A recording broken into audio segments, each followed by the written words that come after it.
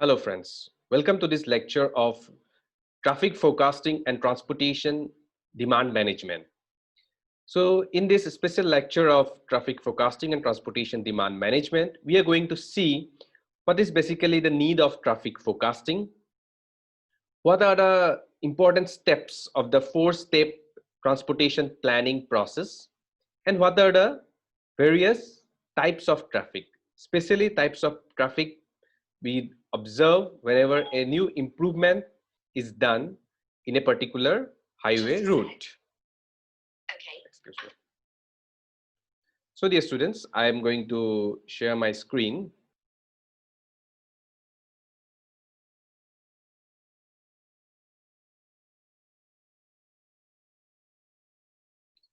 So we will be studying about traffic forecasting and transportation demand management.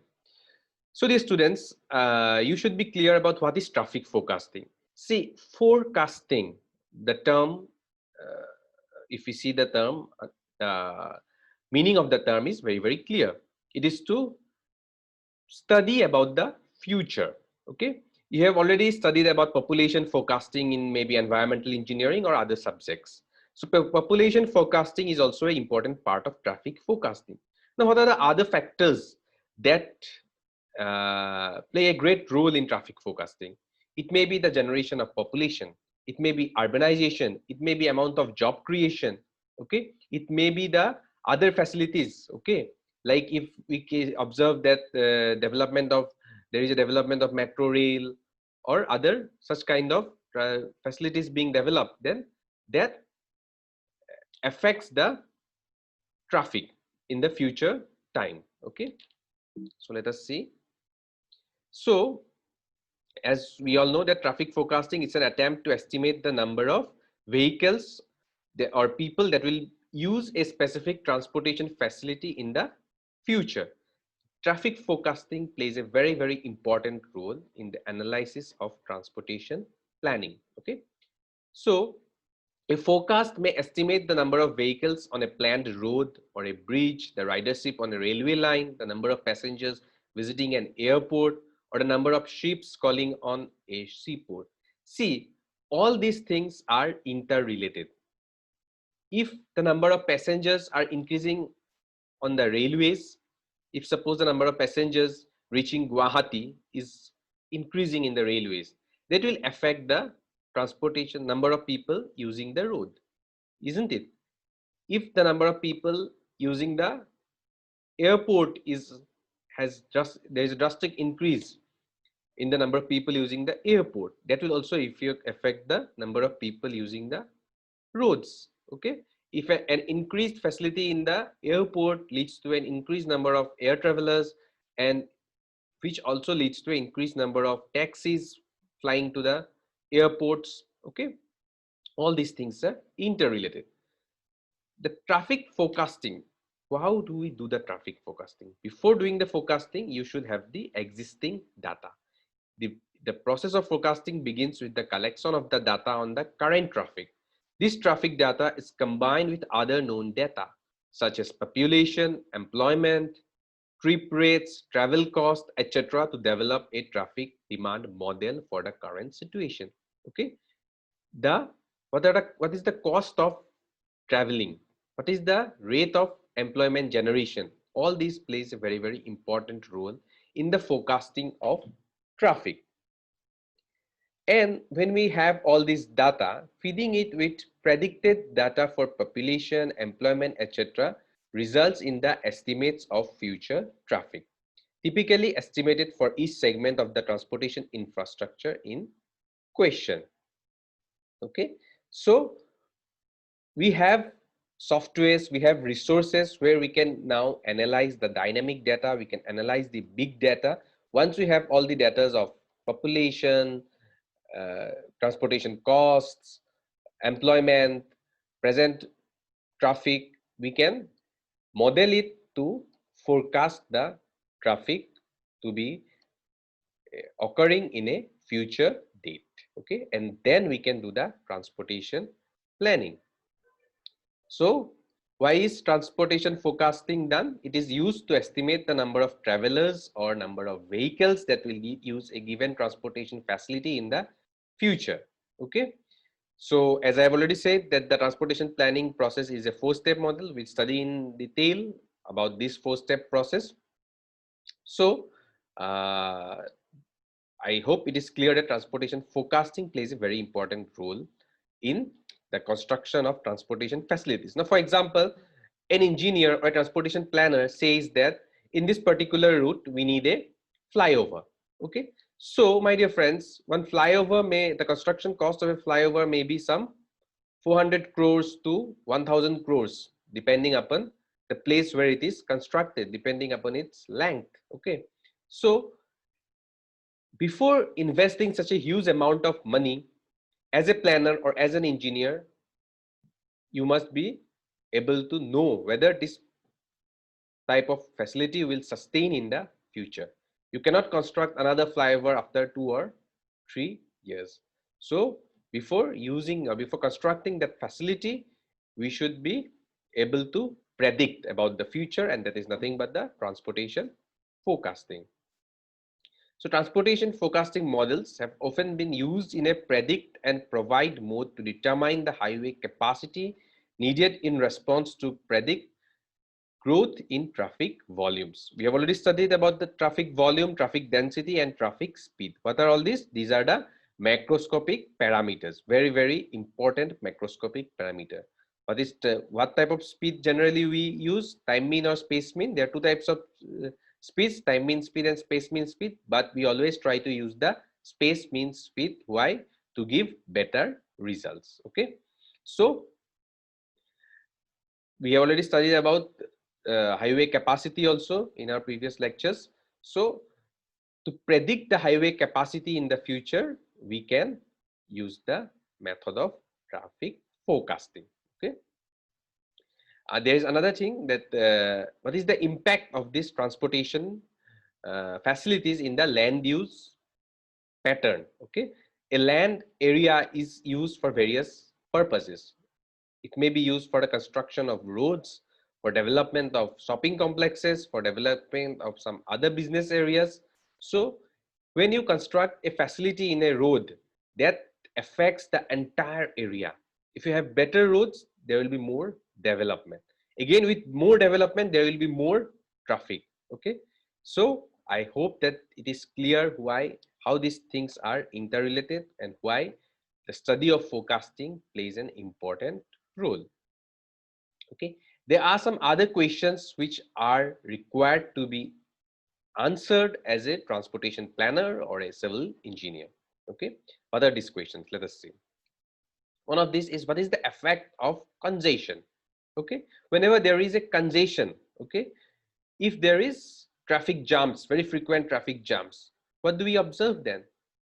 People do not feel to take that particular road. Okay. If there is, and with traffic jams and traffic congestions, your amount of money required to travel from one place to another increases. If you have to frequently stop because of traffic jams, you will have to spend more money in traveling, isn't it? So that is a demotivating factor. What is the effect of parking control and transportation demand management? If as a planner you can control the parking, okay, we can see if you go to any city, you will see that there are places where there will be unorganized parking. So this unorganized parking hampers the traffic flow. So if you construct some organized parking facilities, that will also have a huge impact in the transportation or in the traffic in the future. Okay. What is the effect of more concentrated development? If an area is developed, so what is its effect? Okay. If some huge amount of industries or offices are coming in a particular area, then obviously the effect will be there will be huge number of demand of transportation facilities in that particular area. Okay. So all these things are interrelated. If there is business, there is a need of for transportation. If there is good transportation facilities, there is an income of good business in that particular area. Okay, dear friends, now we will learn about the 4-step model of transportation planning. See, this 4-step model, I will discuss briefly here. We will discuss step-by-step processes in the later classes, but you must be able to know about the importance and of each and every step in this 4-step model. Okay, so the first step is trip generation. Okay, so what is trip generation?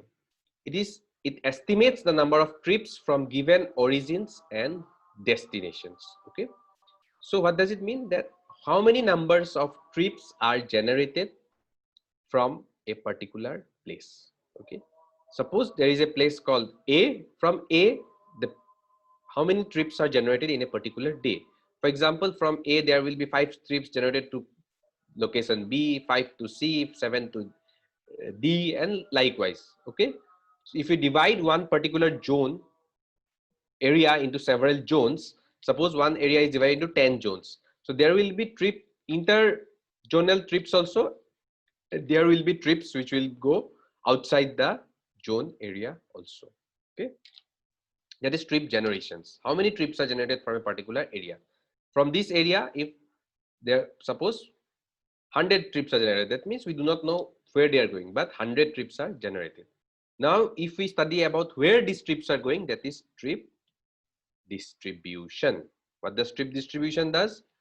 It determines the destination for each trip, A to B or A to D. How many trips are going from this point to that point, from this point to that point? That particular study is the trip distribution. Very simple. We'll move to the next important step of the 4-step model, that is the mode choice. So what is mode choice? So you have some particular mode of transportation. Okay, basically we are talking about road transportation. Now we are not talking about roadways, railways, airways, and waterways. We're talking about the mode of transportation inside roadways only. What are the defined modes of transportation? So basically the mode of transportation is divided into 2 particular parameters. What are these? One is the public transportation. Okay, that is city bus, metro rail, whatever public transportation you use. Auto rickshaws also may come in public transportations. And another one is the private mode of transportation. That is, you use your own 4-wheeler or 2-wheeler as your mode.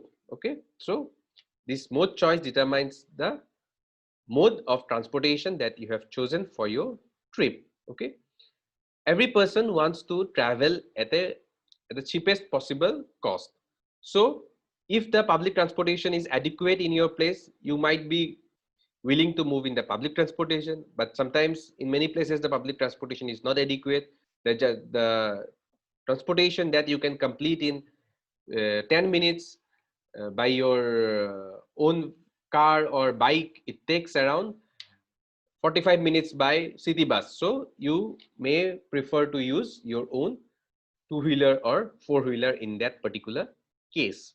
So many things affects this mode choice. There are various models to study this mode choice also. Okay, last step is the traffic assignment, or which is also called as route assignment. That means, for example, while doing the trip distribution, you said that suppose from A to B, some like 10 trips are distributed, from A to C, some 5 steps the trips are distributed. But if like suppose 10 trips are going from A to B, how many routes are there to go from one place A to another place B? There may be some 3 roads. Okay, some different roads going through different stoppages. So which roads will you take? You will say, I will take the shortest possible route. Yes, people prefer to take the shortest possible route. And another important factor people prefer is the comfort. If the shortest possible route is comfortable enough, you will prefer the shortest possible route. We prefer the routes having less amount of traffic jams. Okay. So next we are going to discuss about the different types of traffic. So one type of traffic is the current traffic. which is the existing or the diverted current traffic. This represents the volume of traffic that would use an improved highway if it were open to traffic. It consists of the existing traffic plus or minus the traffic attracted to it or diverted traffic that is lost from it to other facilities when improvements are completed. See, current traffic means which happens just after the construction, not predicted, but after the construction. If suppose one overbridge was being constructed from last 2 years, it is complete, the construction is complete. Now we are focusing on the current traffic. So see, you may think that why will the traffic be diverted? There are various reasons that traffic may be diverted because of some improved constructions also. Okay, it might happen that there was another route which you were not following, but now when there is an improved route happening, the route which you were taking is now congested or there is a huge number of traffic, and the people who were using route number 2, now they are finding the route number 1 more short or more better for them. So now you might think that for me, since I was taking a longer route earlier, now route number 2 is now having less congestion, so better not to take a longer route. So route number 2 is shorter for me to reach from my destination. Likewise, you are now diverted to another route, though there is an improvement because other people have come to this route and the other route which has become less congested now. The other reasons may be like, for example, earlier you were moving this in this route free of cost, and now there is an improved construction and you have to pay a toll amount of suppose 60 rupees. So you will think that better to take another route which is less comfortable, but I will save this 60 rupees of mine. 120 rupees I am saving in going and coming. So there are various reasons why the traffic also get diverted. So next type of traffic is the increase in traffic. That is, in the future date, what will be the increase or decrease in the traffic? Okay, this is broadly divided into 4 subcategories. One is the normal growth of traffic, representing the increase in traffic on the existing facility if no improvement is made. If suppose you do not construct the flyover, or if suppose you do not increase the width of the road, or you are not constructing any facility, then also there will be an increase in the traffic. Okay, this increase in the traffic because of increase in the urbanization, because of increase in the car ownership. Okay, there are huge number of families which are buying cars for the first time every date. So due to all this, there will be an increase in the traffic despite of any kind of facilities being constructed. The next type is the diverted traffic, representing the traffic diverted onto or away from the route being studied. So as I have already said that there may be some diversion of the traffic. So how much traffic is being diverted, that type amount is called the diverted traffic. Next is the induced traffic, representing the new traffic because of new travelers making use of the improved or new facilities. Obviously, because there is a new facility, it's a better route, it's a better construction. So obviously there will be new traffic because of the construction of the road. Maybe new offices have come up in those areas. Again, to join that office, there will be new employees. So they will be taking the road. There will be different people who were earlier taking different roads, but now they will choose to take this road because of its improved condition. So this induced and diverted traffic is known as the generated traffic. Okay, so now next is the development traffic. Okay, so development traffic, it represents the increase in traffic due to improvements on adjacent land over and above the development which would have taken place had not the new or improved highway been constructed. Obviously there will be a traffic which will be occurring in this particular route because of the development in some other areas. Okay, there, if some other construction, other roads are constructed, other better roads are constructed in another area adjacent to this road, obviously the people to go to that better road will be taking this particular road. Okay, that effect on this particular road, suppose I am telling this as road number 1 and another one is road number 2. There is a great amount of improvement in road number 2. So there will be a number of people who will use road number 1 to land into road number 2 and go to some other places.